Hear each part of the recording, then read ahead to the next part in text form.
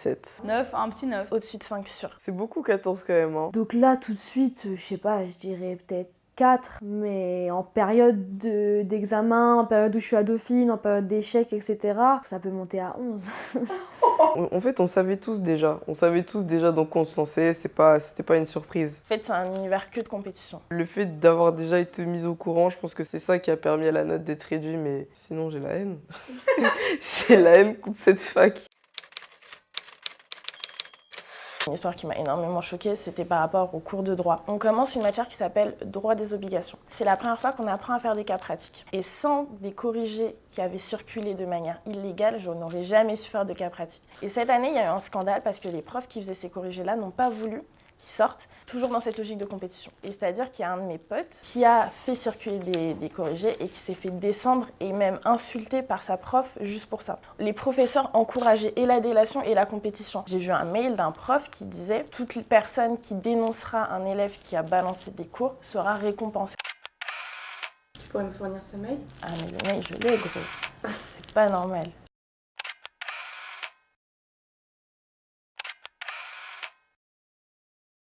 Dauphine, c'est un peu le lieu où tu vas pouvoir avoir des histoires sur toutes les inégalités. Tu vas avoir des histoires sexistes, tu vas avoir des histoires racistes, tu vas avoir des histoires d'inégalités par rapport à de l'argent. C'est vraiment le lieu où si t'es une femme, que t'es pas blanche et que t'es pas riche, t'auras forcément au moins une histoire sur 3. On avait fait quelque chose qui s'appelle le match des assos. En fait, il y a plusieurs associations qui devaient plus ou moins s'affronter et se clasher les unes face aux autres. La personne qui était venue de notre association, c'était un asiatique. Il était face à un autre garçon, un blanc, voilà. Et en fait, le jury a trouvé intéressant d'appeler cet asiatique le jaune. C'est-à-dire qu'il a retenu le prénom de tous les autres personnes qui avaient participé, mais la personne de notre association, ils l'ont appelé le jaune pendant tout le déroulé du match, sachant que dans le jury, il y avait un professeur de Dauphine. Dire mais c'est bon, c'est pas méchant, moi aussi je traîne avec des filles, moi aussi j'ai des amis noirs, je crois que je suis raciste, je suis pas raciste parce que j'ai dit ça. Si jamais tu leur dis que c'est déplacé, ça va être toi le relou de service, ça va être toi la sexiste féminine, la meuf qui fait chier en fait. Oui. Oui. Non.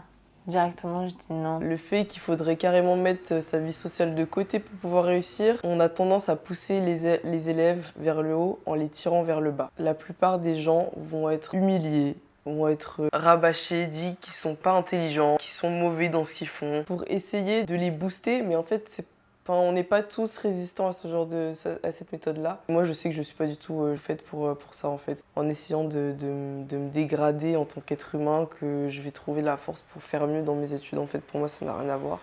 Les professeurs, la manière dont ils te rabaissent, la pression qu'on a vis-à-vis des notes, la pression qu'on a vis-à-vis des masters. Je me suis retrouvée dans la cour de Dauphine à être pas bien et à déprimer, ouais.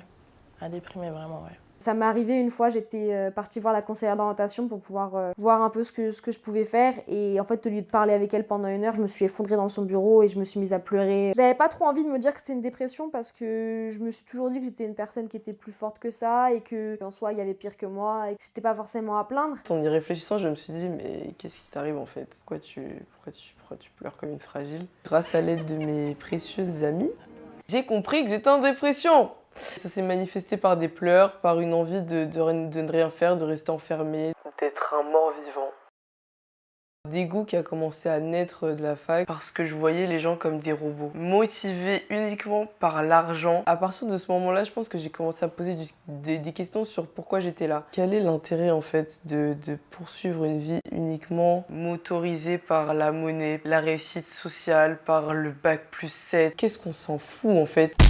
Je pense que c'est à partir de là que je me suis remise en question et c'est peut-être de là qu'est venue la dépression, à me demander mais qui est-ce que je suis et qu'est-ce que je veux vraiment. Le fait d'être perdue dans ces questions-là, je pense que ça m'a bouleversée. J'essaye entre guillemets de relativiser. Tu peux pas déprimer si t'as un toit, si t'as à manger, peut-être avoir une éducation. Je sais pas comment dire. Oui, bien sûr, tu peux déprimer pour un chagrin d'amour, etc. Mais je me dis toujours, dans ma situation, je me vois et je regarde une autre personne sans parents, genre je sais pas. Enfin, je dis toujours la santé avant tout, la santé, la santé. Je m'en fous de retaper 15 fois. Si je vais bien et que je suis en bonne santé et que ma famille et mes proches le sont aussi, je peux pas me plaindre. Je pense que quand on se lance dedans et si on décide de rester dedans, c'est un choix qu'on fait. Personne nous oblige à rester.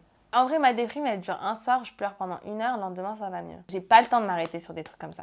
Faut toujours relativiser. Ils mourront pas, c'est mort. Personne n'a le droit d'entrer dans ma tête. T'es embarqué dans cette espèce d'engrenage et tout le monde te convainc de ne pas en sortir. Mais moi, je me suis fait des lavages de cerveau.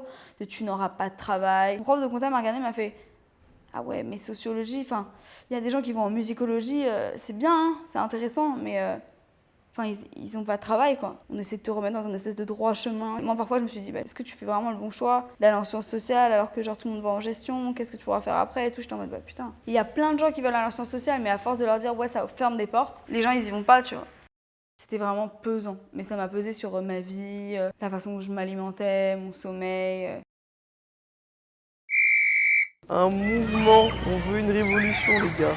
T'as pas de bons résultats, tu vas faire un CAP. T'as des résultats un peu moyens, vas-y, fais un bac pro. Comme si t'es plus débile que nous. C'est une blague, d'où eux, ils en ont besoin et moi, j'en ai pas besoin. Réfléchissez avant d'aller à l'école. Quand ton prof de finance nous donne des corrigés faux et qu'il utilise la moitié des cours pour nous montrer des photos de lui avec des footballeurs. Qu'en fait, des gens vont pas se dire ah elle est folle, c'est juste parce qu'elle est conne. Si je devais recommencer, je ne le referais pas.